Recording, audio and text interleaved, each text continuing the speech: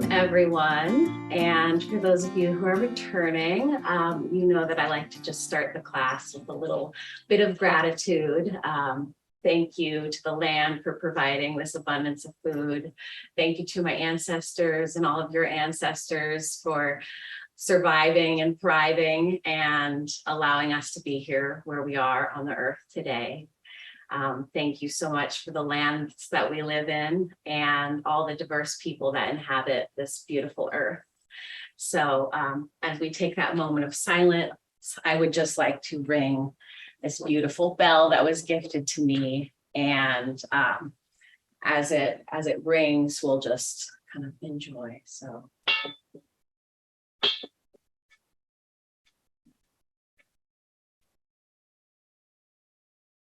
All right, welcome.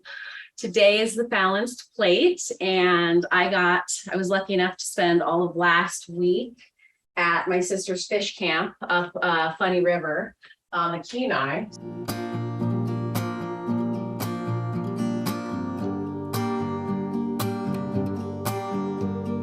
So today one of my favorite ways to make a salmon fillet is by broiling it. But it's actually a bit of a mix of a broil and a poach because the amount of liquid from the Highbush cranberries that we're going to use submerges a good portion of the fish in the liquid, in the marinade. So the top gets browned and then the fish cooks very quickly. For under an inch fillet, it's only about 10 minutes in the broiler. So once you have everything else prepared, cooking the fish itself is very, very easy. And our sides today are going to be the Alaskan barley, that sunshine blend that Leslie was talking about, barley couscous, which I have not been able to get enough of. It's so delicious. It's light and fluffy, kind of like quinoa, but they've used the whole grain of barley and created couscous, which is, I think some call a type of pasta. So a little bit different, mixing it up. And then on top of that, we're going to add some of the fermented wild greens that we made in the last class for the ferments. So it's actually the same batch that we made here, here in the kitchen together. So that, because it is salty as a ferment, adds a little bit of saltiness to the couscous. And so that way you don't have to really season it too much. The flavors from that vinegary taste from the ferments mixed with the salt. And that's sometimes all you need for the side of couscous. And our greens today are fresh from my sister's garden. She picked me some of her baby carrots, and we're going to be using the whole plant. And we got some of the kale, and I threw some dandelion leaves that were as we were picking through the garden, we were weeding the garden as well, and I just threw some dandelion greens in there. So over here in this bowl, I've prepped those greens. So once we start to saute, everything will go fairly quickly. The barley, once we bring it to a boil, it only takes 8 minutes. But of course, we bring it to the boil. So really, once we get started, everything's going to move pretty quickly. But the first step is our lovely Highbush cranberries. So I juiced half of them, and that is the beautiful juice. And here are these are last year's, because right now I'm harvesting this year's, or starting to. And I just want to make sure I use up everything in my freezer before I add more. So my favorite and the simplest way to do it is I take my pestle from the mortar and pestle, and I take my berries. I've got a fine metal sieve here and just a bowl. So dump my berries in, and of course the recipe calls for 2 cups of Highbush cranberries, and it's going to make slightly less juice. So we want to remove the seeds so that as we're enjoying our fish, we won't have any seeds to have to worry about. Plus, with these seeds, it's not the best to ingest them.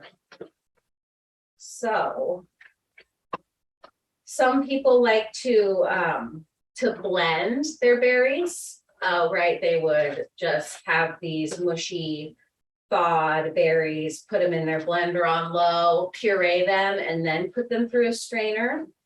That works. It also makes the seeds a lot smaller, so there's a chance you can get some to pass through.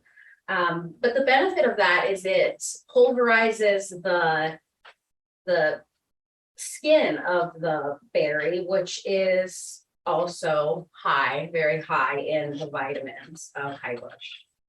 So, of course, lots of vitamin C. They don't cause trouble, like they're not poisonous to you. It's that if you eat a lot of them, they can just, in certain people's digestive tracts, cause a very rapid movement. So, so like when making a jelly, often we would just strain out the seeds. So not dangerous per se, but possibly uncomfortable. And so now I add my juice to the rest. So now we've got our sour, delicious cranberry juice, and I'm going to mix in 1/4 cup, a quarter of a cup of the spruce syrup we made. And remember, I made it kind of light, so I've been storing it in the fridge because I didn't add a lot of sugar. So it's not super thick, and it's got that nice spruce flavor. The spruce also has a bit of a lemon, but it's got this deep, robust flavor when cooked that's just so delicious. And I will show you what I do. So, to me, the secret with the salmon is having the tin foil or having a pan that just exactly fits your fish. So I've got the tin foil folded up on the sides, meeting the borders around the entire fish. So it's like a little boat holding. And I'm just gonna drizzle with the syrup. Actually, I'm not even gonna use all of that, so a little less than the quarter of a cup. And then here is our cranberry juice. And I've let this marinate overnight. It's of course delicious and the flavor permeates really well. The sour notes come out when you allow it to marinate longer. But even if you just we're going to cook it pretty quickly, just a very quick couple minute marinade, and it's still delicious. So now that that's done, very quick, nice and easy, you can add any of the seasonings that you enjoy. And I really like black pepper, but I want to cook my carrots on top of the fish because since we're using the broiler, which I'll now turn on, we will sear the topmost part of whatever we're cooking. And since I don't like my carrots very, very crunchy, or sorry, very, very soft, I like a little bit of crunch, I'm just going to place my garden carrots over the fish. And they also get to enjoy some of that tang from the marinade. An often overlooked friend in our garden is the greens of our carrots. So there's this lovely recipe for a carrot top pesto that I've tried. It's pretty delicious. It's very strong in flavor. But I decided that today I'm going to mix it in with my stir fry greens. So we've got all of our mixed greens here, and I'm just going to loosely rip it into the greens. And bring barley water on a boil. And this is our barley couscous. There it is. And so it's a serving size on, and it's just the package directions, but I was really pleasantly surprised with how much it made. It's 1 cup of the couscous to 2 cups plus a 1/4 cup of water. And it made enough couscous for 3 adults to enjoy with the salmon. So plenty for the meal that we're making today. And now we get to start on our stir fry. Let me prep my cast iron pan so it's nice and hot evenly. Make sure I have everything out and ready.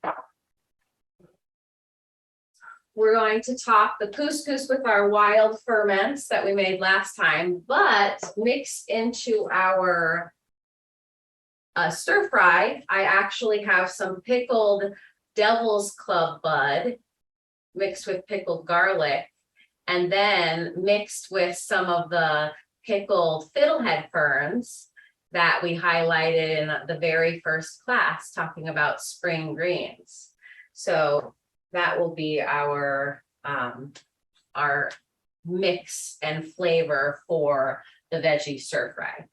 We also, as a side, grown in the garden, since we're doing a gathered and grown, we've got the first batch of beets. So I just did a pretty simple beet pickling.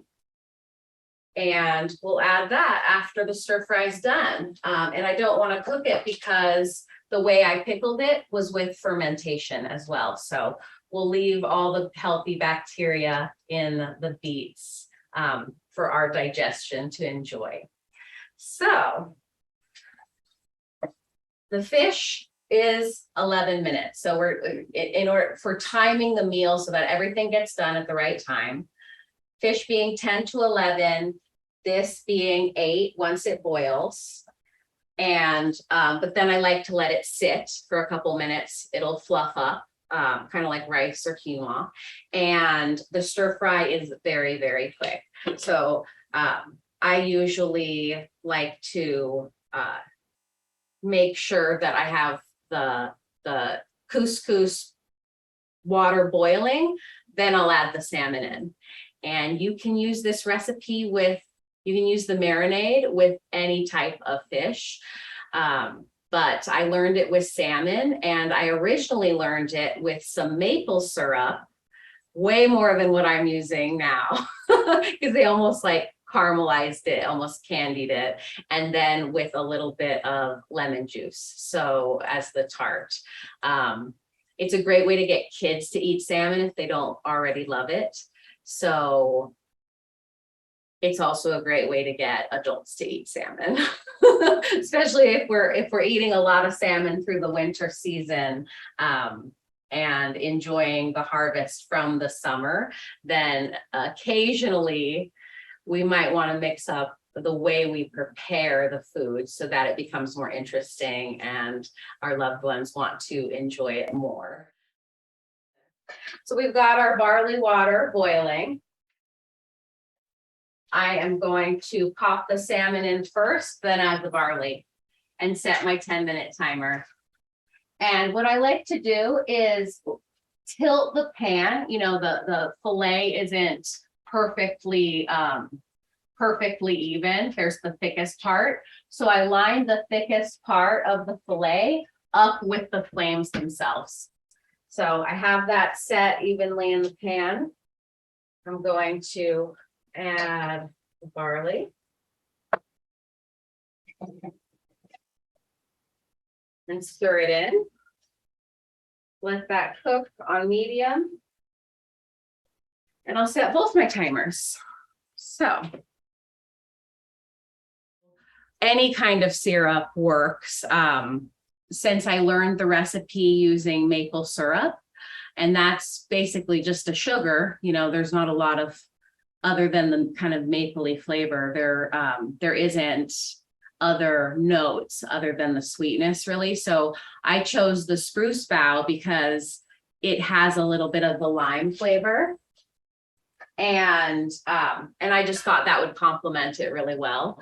You could use blueberries, which would be really delicious. And for the blueberries, honestly, I would skip the juicing part and just kind of model the berries in a jar with a spoon and mix it in that way. So if you wanted more of those sour notes, you could add a little lemon juice, or another option to add that lemon flavor. You could even use rhubarb. You just need to make sure to cook the rhubarb. I actually heard someone telling me that their favorite way to eat the barley, I'm stirring the barley because I don't want it to stick, and I'm turning it on low as it cooks the rest of the way. But I had a gal tell me that her favorite way to eat rhubarb was just cut up in chunks and dipped in sugar and raw. And I said, well, maybe no more of the rhubarb for now. Just let your body, because once you have the oxalates, some say it's impossible to remove them from the system once they're in your body, because they build up, and actually oxalates, that's what creates kidney stones. And so just limiting your intake, like it's not going to immediately hurt you, but it's the consistency, eating it over time, it builds up in the body and it can cause damage and long-term damage, which we do not want when we eat our wild plants. Almost everything else is halfway done, so I'm starting to stir. I don't want to cook the greens too long, but I want to make sure that the kale is wilted enough that it softens and it becomes more palatable. So I actually had prepped my pan with a pretty good coating of oil, just to continue the seasoning process. So that's what I was doing when I first took it off, was just pouring off that excess oil. So I'm going to just add my greens. And since the pickled devil's club and fireweed and fiddleheads are in their liquid, instead of using water, I'm just going to cover it with some of the liquid. And I'm going to put the lid on, let the steam cook it lightly. We're at the 8 minutes. I'm turning off the heat for the couscous, and just allowing it to sit at around, because the directions say 8 to 10 minutes. So I cook it for the 8 minutes, let it rest for 2, and then fluff it at 10, and it's just about perfect. So let me just take a peek at the salmon. Oh, and it's looking very good. Couple more minutes on that. And then we'll be able to plate our delicious balanced meal. Leslie and I really wanted to highlight a lot of the foods that we created in previous classes and use those preparations in the meal that we're making today, because a lot of those recipes, of course, they're delicious on their own and can be used, just as is, but incorporating them into a regular diet is really the best medicine. A little bit of good food over a long period of time is way more beneficial to all of our systems, including our mental, emotional systems. It doesn't have to be like the meal we're preparing today. This is just a representation of kind of everything we've talked about, culminating into the one. a lot of the roots actually tend to be edible, and really just looking it up. Sometimes I'm surprised because I've just never used a specific plant for the root. Then I learned, oh yeah, that one's edible too. So the more tasty ones, there is, Eskimo potato, if you've ever heard of it. That's an Alaskan native plant. It's in the pea family. That one's tricky because it looks a lot like a poisonous pea plant. So really learning the differences is very important. So that one's tricky to just, for me to say from a computer screen, say, oh yeah, go out and pick Eskimo potato, because it could be dangerous if you're not taught by someone in person, seeing the difference between the varieties and really knowing what it is that you're eating. There's our timer for our salmon. The other plant I would like to talk about as far as the edible roots, which first we will highlight this beautiful salmon with its charred carrots. The color of the carrots, that yellow, really came out. And I like that little singe of blackening on my vegetables. They stay just a touch crunchy, but then the blackening adds a flavor that is just so delicious. I believe they call it the umami flavor, where it kind of just deepens all the other flavors and makes kind of everything taste better. And the juice of the salmon is also good, like the marinade that we've made is also good for seasoning any of the other vegetables. So everything's off. I'm going to fluff the barley, move the greens, get our salmon out. And it is so beautiful. I wish you all could be here and smell it. Fluffing up our barley. Yeah, that looks delicious. Here we go.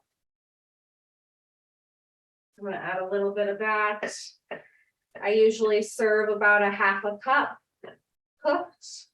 And then if anyone wants more, they can dish up more. But that way it reduces food waste, because in my family, they used to dish up a lot of food and then not everyone could finish it. And there could be waste. So this is the way I do it now. We've got our wilted stir-fried greens. And of course, more of those, because they're so light and fluffy. They basically disappear when you chew them. And we want to balance our meal, right? So adding those extra greens, actually preferably half the plate. But because I've got vegetables on my salmon and I'm going to put these carrots on top of these greens, then I am adding just a touch less greens. So we've got, these are pickled Devil's Club buds. I'm just going to add a couple on top of the stir fry. They can be potent. So if the taste is too strong, you can cut them up smaller, mince them. And then we've got our beautiful pickled fiddlehead ferns. And I didn't feel like cooking them. I kind of like them cold on top of the stir fry. Now we've got our beautiful wild ferment. And because I love it, I use a healthy dose. I put quite a big scoop of ferments onto my couscous. Lots of flavor, but also these are not cooked vegetables either. They're fermented. So they are fresh vegetables added to your plate. So I'm peeling back the boat we made with the tin foil, and I'm grabbing the best part of the fish, which is the tail, my favorite part. No bones. I know that when I eat this piece, I'm not gonna have any dogs. So the skin was on, and the skin came with the fish that I just pulled out because of it being cooked in the liquid. I'm going to take a spoon and drizzle some of this beautiful marinade over my couscous.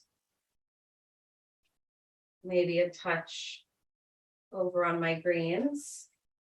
And now I'm going to show you all, and then I'm going to show you what I do with my salmon skin, because salmon skin is pretty delicious.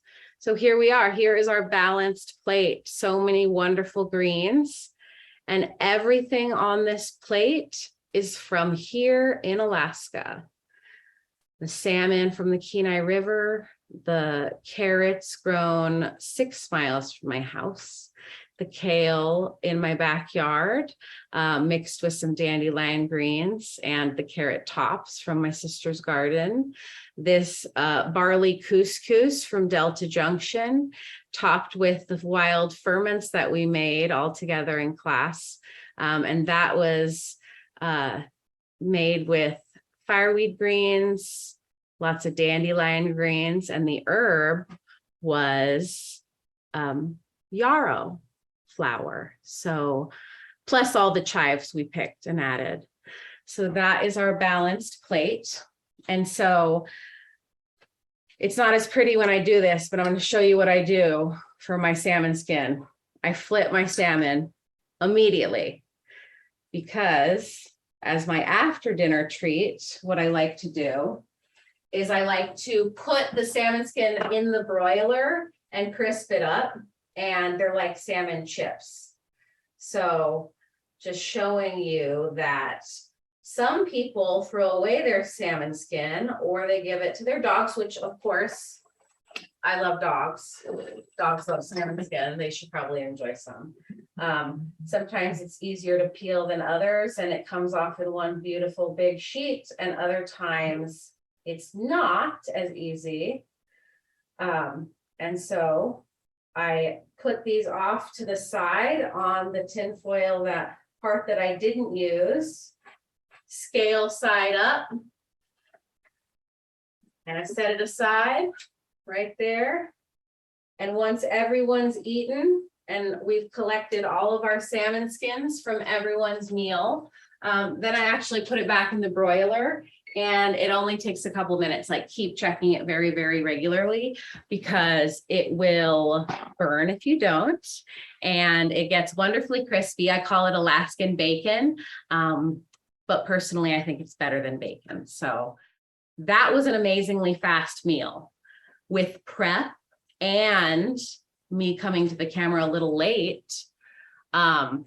We completed the meal in, about a half an hour. So it's pretty reasonable if you're able to pull a fillet out, maybe before you head to work, to have this meal ready within a half an hour for your family to enjoy. Thank you so much, everyone. I was so happy to share this meal, and I hope you get to enjoy it soon in your own kitchens.